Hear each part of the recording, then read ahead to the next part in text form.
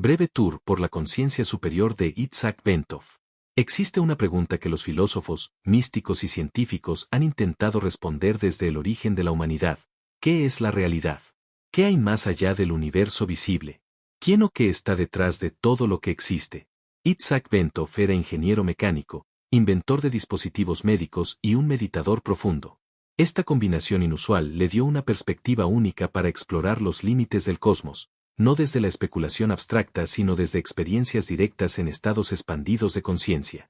Lo que encontró en esas exploraciones internas desafía toda categoría conocida y al mismo tiempo conecta con las intuiciones más antiguas de la humanidad. Este libro es el mapa de un viaje extraordinario desde el interior de un átomo hasta los confines de la creación, desde las profundidades de la materia hasta la fuente última de todo lo que existe. Bentov propone que la conciencia no es un producto del cerebro sino el sustrato fundamental del universo entero y que el yo más profundo de cada ser humano es idéntico al creador de toda existencia.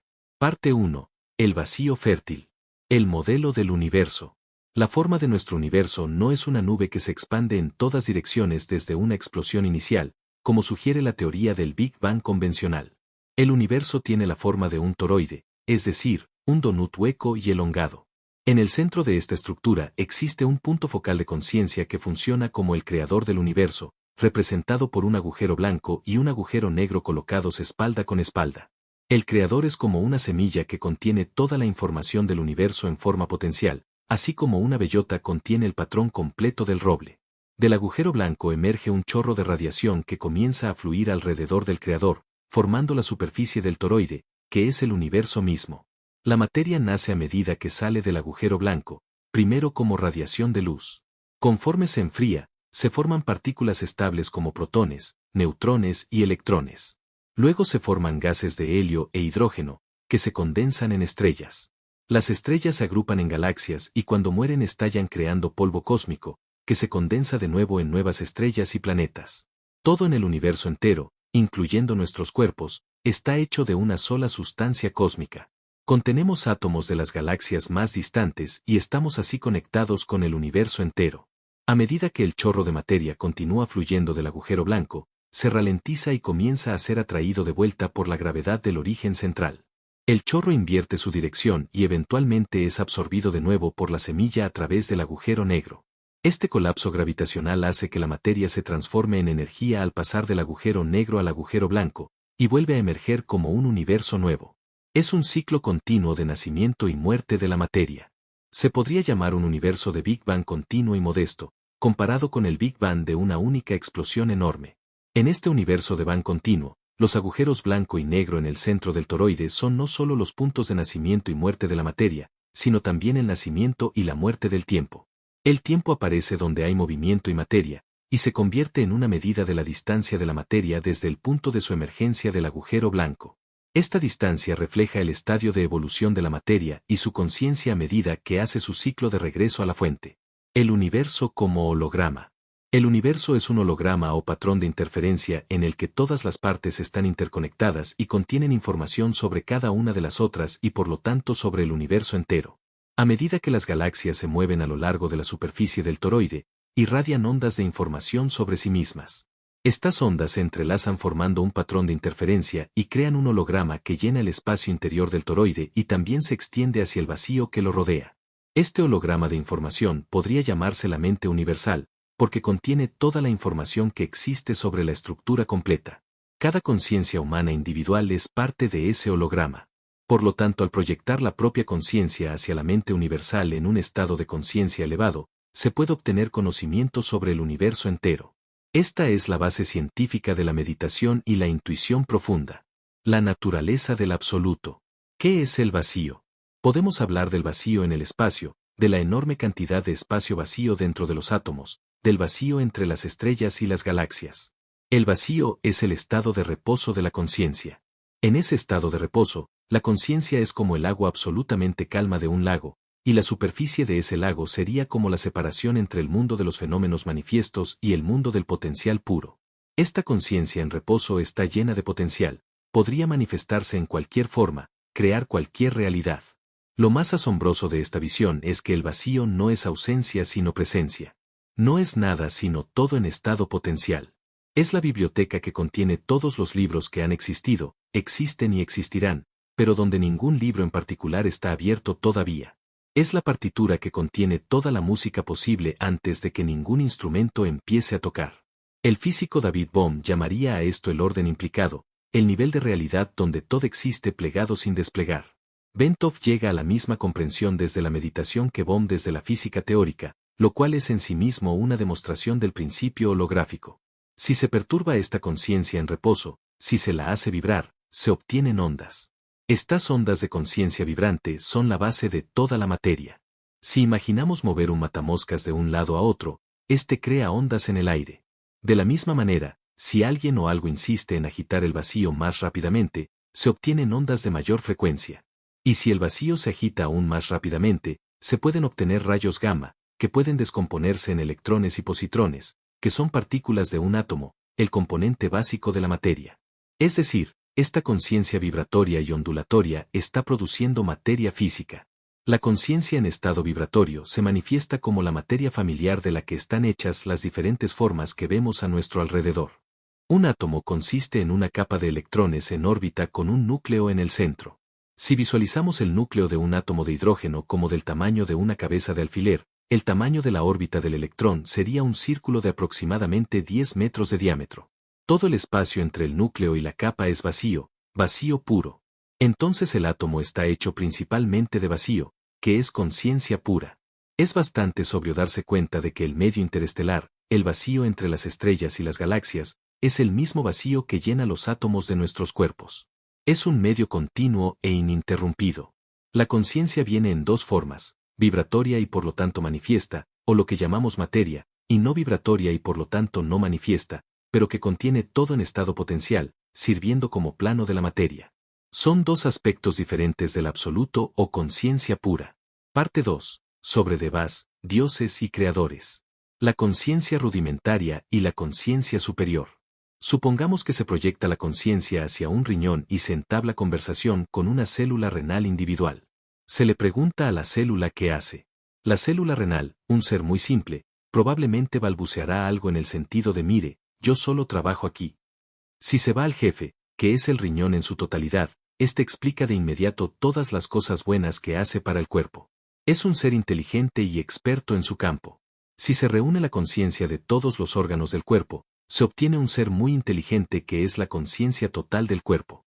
Este es el ser que regula y orquesta todas las funciones fisiológicas de millones de células y tejidos. Es una conciencia de orden superior a la de cualquier célula individual. Pero este ser todavía no es consciente de sí mismo como lo somos nosotros, es conciencia rudimentaria. Ahora bien, si se reúne la conciencia de todos los seres humanos en el planeta, más la conciencia de todos los animales, plantas y minerales, se obtiene la conciencia de la Tierra. Esta conciencia planetaria podría llamarse una deva o ser de naturaleza. Esta deva conoce todas las leyes que gobiernan la Tierra, la rotación, la atmósfera, los ciclos del agua, los ecosistemas. Es el ser consciente que subyace a lo que llamamos naturaleza. Los devas y los creadores. La jerarquía de conciencias no se detiene en la Tierra. Si se reúne la conciencia de todos los planetas del sistema solar, se obtiene la conciencia del sistema solar. La conciencia del Sol y todos sus planetas juntos forman un ser todavía más vasto. Si se continúa ascendiendo, la conciencia de todas las estrellas y planetas de una galaxia forman la conciencia de esa galaxia. Y así sucesivamente, cada nivel de organización tiene su conciencia propia, más compleja y abarcadora que la anterior. El creador de nuestro universo es el ser cuya conciencia abarca la conciencia de todos los seres que existen en él. Es como la conciencia total del cuerpo, pero a escala universal. Bentov describe al creador como una conciencia que contiene toda la información del universo en forma potencial, similar a como el código genético de una sola célula contiene la información para construir el organismo completo. Esta visión tiene implicaciones profundas para entender la naturaleza de los dioses en las diferentes religiones del mundo. Los dioses de los griegos, los nórdicos, los hindúes y otras culturas no serían completamente inventados ni completamente ficticios. Serían percepciones de seres reales de conciencia superior, las devas o ángeles que presiden diferentes aspectos de la creación, percibidos a través del filtro cultural y lingüístico particular de cada civilización. Zeus podría ser la misma entidad que Thor o que Indra, vista desde diferentes perspectivas culturales. Los ángeles del judaísmo, el cristianismo y el islam, los devas del hinduismo y el budismo, los espíritus de la naturaleza de las tradiciones chamánicas, todos podrían ser descripciones de los mismos seres reales de conciencia superior que sirven como mediadores entre los planos más elevados de existencia y la realidad física. El proceso de creación del universo se describe como la separación del creador en dos principios, el principio masculino activo que guía la evolución de la conciencia, y el principio femenino que es la madre naturaleza, la deva de todas las formas. Todas las devas de la naturaleza, de las galaxias, los sistemas solares y los planetas, emergen de este principio femenino. Este principio proyecta todo lo que existe, visible e invisible, hacia el ser. Es la Tierra, la forma del planeta. Proyecta continentes, islas, montañas, árboles, y devas cada vez más pequeñas de flores y células, hasta el átomo. Así es como surgen las formas. Esta dualidad del principio creador, masculino y femenino, consciente y formativo, aparece en prácticamente todas las cosmogonías del mundo. El yin y yang del taoísmo, el Shiva y Shakti del hinduismo, el cielo y la tierra de los mitos de creación de casi todas las culturas, todos apuntan a esta división fundamental de la energía creativa en dos polaridades complementarias que juntas generan toda la diversidad de la manifestación. Parte 3. Más allá del universo. El cosmos y los 49 universos. Cuando la conciencia sale de nuestro universo y mira hacia atrás, el universo aparece como una sandía luminosa en la distancia. Al mirar hacia arriba, se comienzan a ver más universos dispuestos en una espiral ascendente, y se distinguen 7 anillos cada uno conteniendo 7 universos, es decir 49 en total. Cada universo es el cuerpo de un creador. Dios es un ser demasiado complejo para que nosotros lo comprendamos, por lo que se proyecta a sí mismo en 3 aspectos, formando un tetraedro de sí mismo. Esta es la razón por la cual la mayoría de las religiones tienen Trinidades, el Padre, el Hijo y el Espíritu Santo del cristianismo, o Brahma, Vishnu y Shiva del hinduismo. Es más fácil para nosotros tratar con un aspecto a la vez. Cada parte de esta Trinidad funciona de manera independiente, a su manera característica, cuando se comunica con conciencias más pequeñas como la nuestra. Por encima de la espiral de 49 universos se ve una forma luminosa tridimensional que parece hecha de tubos de neón azulados. Se reconoce esta forma como el Aleph, la primera letra del alfabeto hebreo. La explicación viene de inmediato. La forma del Aleph no tiene nada que ver con los judíos ni con el alfabeto hebreo. Es una forma tridimensional abstracta formada por 4 energías creativas que están activas en este nivel. A medida que las 4 energías de diferentes frecuencias interactúan, crean un patrón de interferencia rectangular, que fue percibido directamente por los antiguos videntes hebreos e incorporado en su alfabeto. Las letras y los sonidos no son convencionales ni arbitrarios, sino que reflejan estructuras reales del cosmos. El supercosmos y la manifest creación. Más allá del cosmos se revelan esferas dentro de esferas. Un supercosmos contiene alrededor de 500.000 de cosmos. En el interior del supercosmos, enormes seres angélicos construyen cascarones de cosmos, como en una fábrica que produce autos que después necesitarán conductores. Cuando un cascarón está listo, es empujado hacia el interior del supercosmos y requiere un equipo de creadores para ser puesto en marcha. Continuando la exploración hacia afuera, se descubren 7 niveles de esferas. Las conciencias que expresan cada nivel adoptan formas que se han convertido en los símbolos arquetípicos de la humanidad, una flor de lirio para un supercosmos, un ankh para el siguiente nivel, luego una cruz, un triángulo invertido, los 2 triángulos superpuestos formando una estrella de David y finalmente una forma humana que parece un faraón egipcio. Al final de todo este viaje aparece la creación manifiesta, una esfera luminosa azulada de tamaño inimaginable que contiene todo lo que existe. Toda la materia y la energía, todos los seres, todos los universos y cosmos están contenidos en esta esfera. La creación manifiesta está hecha de todo lo que vibra. Más allá de ella está el vacío, el absoluto o conciencia pura, que es no vibratoria y contiene todo en su estado potencial. En el fondo son lo mismo, el absoluto manifestado en forma de creación, y la creación regresando al absoluto. Dentro de la esfera de la creación manifiesta, la comunicación es instantánea. Todo lo que se hace es conocido de inmediato en toda la creación, porque es una estructura tan integrada, un holograma, con todas las partes interrelacionadas. Esta es la base de la ley del karma o el principio de que a toda acción corresponde una reacción proporcional. Toda la creación manifiesta está afectada y reacciona a nuestros pensamientos y acciones. ¿Por qué existe la evolución? La evolución no es un accidente ni un proceso sin propósito. Existe porque las conciencias evolucionadas son una especie de moneda cósmica. El Aleph necesita conciencias evolucionadas para pagar su lugar en el sistema, porque los cosmos más evolucionados son asignados para equipar nuevos cosmos en expansión. Cada creador impulsa la evolución para producir al menos una conciencia tan buena como para manejar un universo, un ser tan bueno como el creador mismo. Está haciendo a otro a su imagen. El universo es una máquina para la destilación de la conciencia. Cuando un creador dirige su universo, se podría describir como destilar una columna de conciencia para elevarla a un nivel igual al suyo. La conciencia evoluciona, sale de la sopa primordial y se desarrolla gradualmente, y de vez en cuando surge una conciencia individualizada que es mucho mejor que las demás. En algún momento comienza a reflexionar sobre si pertenece a una estructura más grande y puede descubrir cómo funciona todo el sistema. Entonces se da cuenta de que refleja al Creador. En ese punto el Creador dice, ven aquí, tengo tareas para ti. Parte 4. Un tour guiado por el Nirvana. El encuentro con Naga y el Nirvana. Flotando en el vacío oscuro, con la creación manifiesta como una pequeña esfera abajo, de repente aparece un punto de luz en la oscuridad. Es como una ventana enrejada con luz saliendo por ella. Una luz hermosa y cálida, vibraciones de amor, fluyen por esa ventana.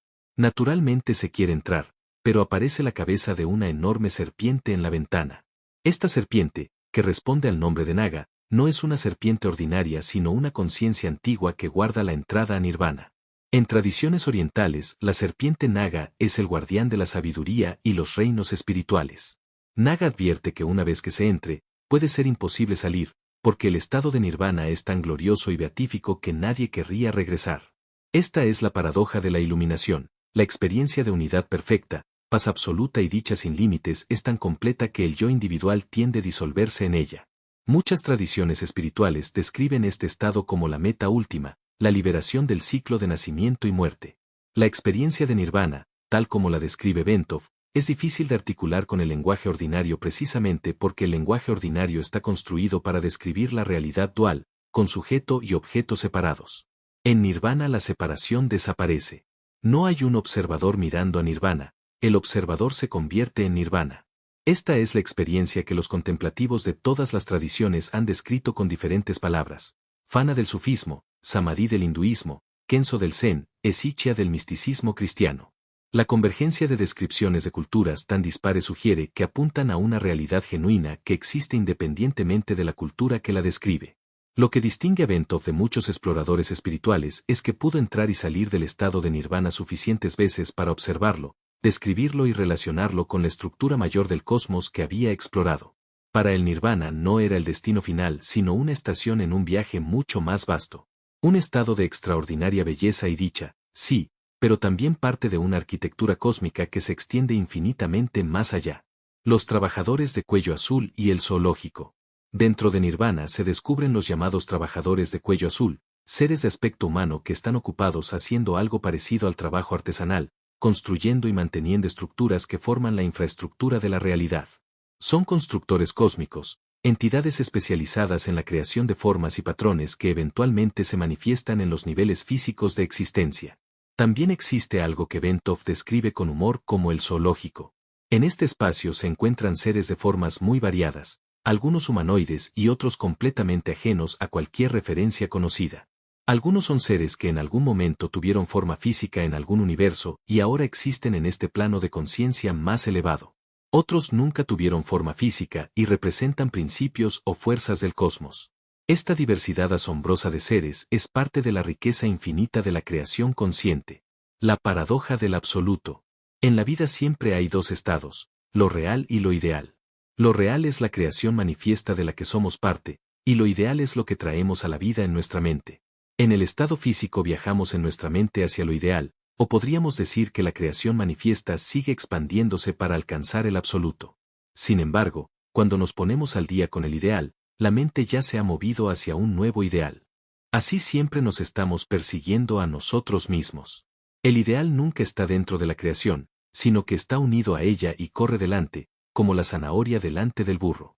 Nirvana y otros estados ideales parecen estar en el absoluto porque son un estado mental, un potencial, y se vuelven reales en el momento en que se alcanza ese estado, es decir, en un estado de conciencia expandida se pueden experimentar como reales.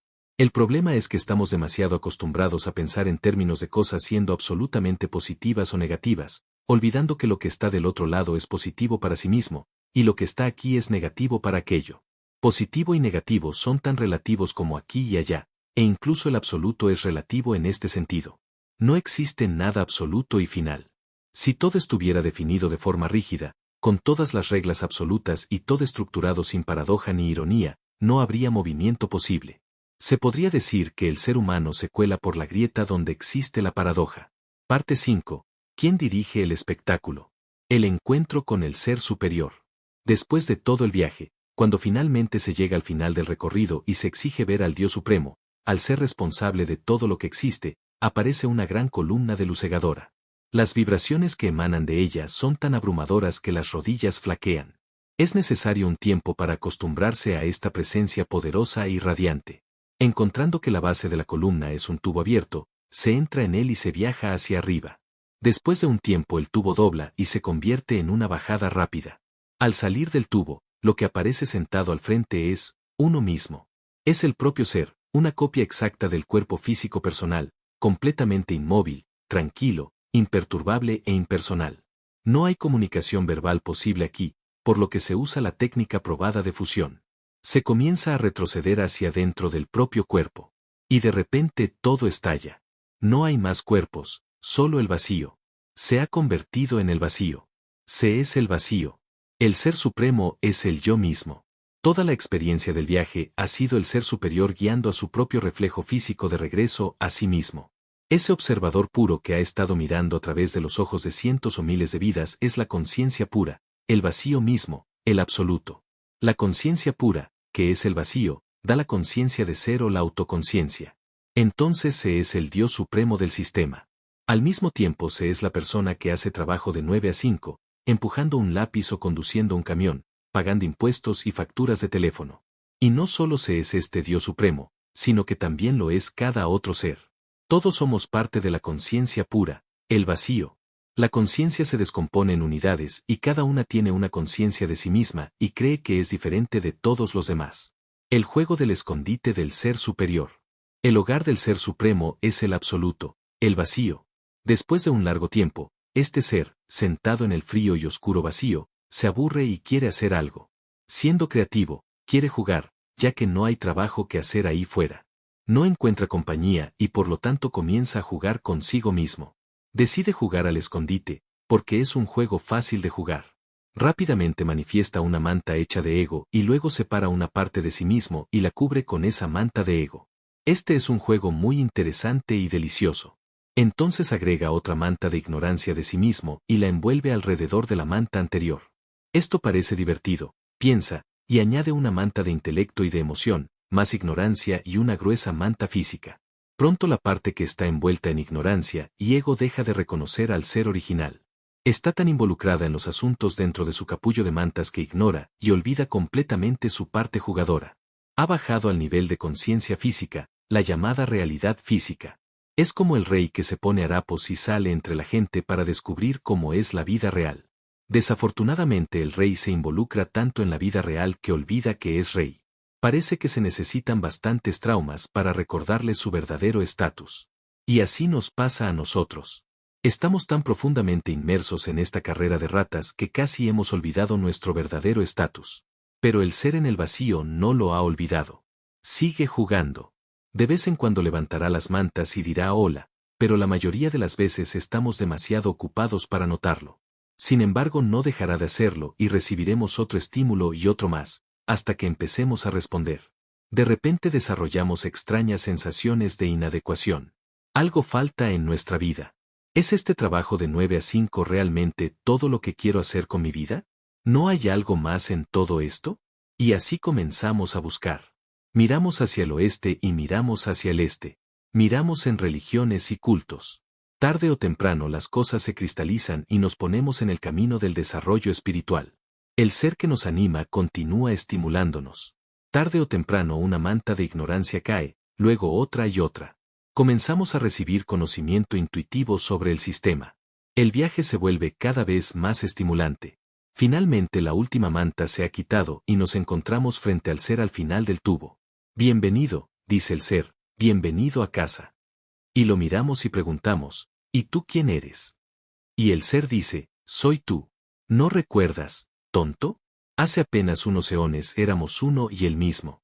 Empezamos a jugar al escondite y te envolviste tanto en tus mantas que me perdiste de vista. Pero yo te he estado mirando todo el tiempo. Entonces un destello de memorias antiguas comienza a regresar. Nos damos cuenta de que Él es nosotros y nosotros somos Él. La búsqueda ha terminado. La autorrealización ha ocurrido. La naturaleza holográfica de la realidad. Uno de los conceptos clave de todo el libro es el holograma. En un holograma, cada parte contiene información sobre el todo. Si se toma una fotografía holográfica y se rompe en pedazos pequeños, cada fragmento puede reconstruir la imagen completa, aunque con menos resolución. Este principio se aplica a toda la creación. Para entender esto con mayor claridad, imaginemos que tiramos 3 piedras simultáneamente a un estanque tranquilo. Cada piedra genera ondas que se expanden en círculos. Cuando estas ondas se encuentran, crean un patrón de interferencia extremadamente complejo. Si congeláramos instantáneamente la superficie del agua, tendríamos un holograma que contiene información sobre las 3 piedras, dónde cayeron, con qué fuerza, y cómo sus ondas interactuaron. Notablemente, cualquier fragmento de ese hielo congelado, por pequeño que sea, contiene información sobre las 3 piedras originales. Así es como funciona la creación entera. Cada ser humano contiene información sobre el universo entero. Esta información está codificada en nuestra conciencia en forma latente. El despliegue de la conciencia, es decir, la evolución espiritual, abre este conocimiento latente. Lo que la meditación hace es permitir al ser humano acceder a la información que ya está contenida dentro de sí mismo. La meditación no agrega información desde afuera, sino que elimina los obstáculos que impiden el acceso a la información que ya está ahí.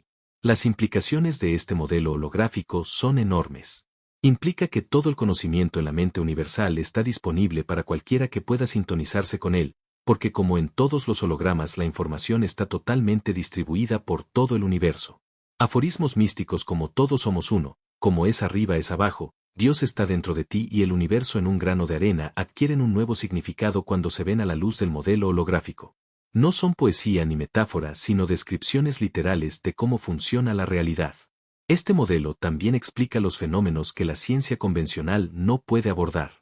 Las experiencias extracorporales, la telepatía, la precognición, los estados místicos durante la meditación profunda, la sensación de unidad con el cosmos reportada universalmente por contemplativos de todas las tradiciones, todo esto deja de ser misterioso si se acepta que la conciencia individual está en comunicación constante con la mente universal holográfica. No son anomalías sino características normales de la realidad que simplemente escapan a los métodos de medición convencionales. La meditación como tecnología de exploración. Bentov no era un místico que rechazaba la ciencia ni un científico que ignoraba la experiencia interna. Era las dos cosas simultáneamente, y esa combinación es lo que hace de su trabajo algo único. Su método era la meditación profunda combinada con la capacidad de un ingeniero para observar, sistematizar y describir lo que experimentaba. El resultado fue un mapa del cosmos basado en experiencia directa pero expresado con precisión técnica. La meditación, desde esta perspectiva, no es una práctica religiosa ni una técnica de relajación. Es una tecnología de exploración.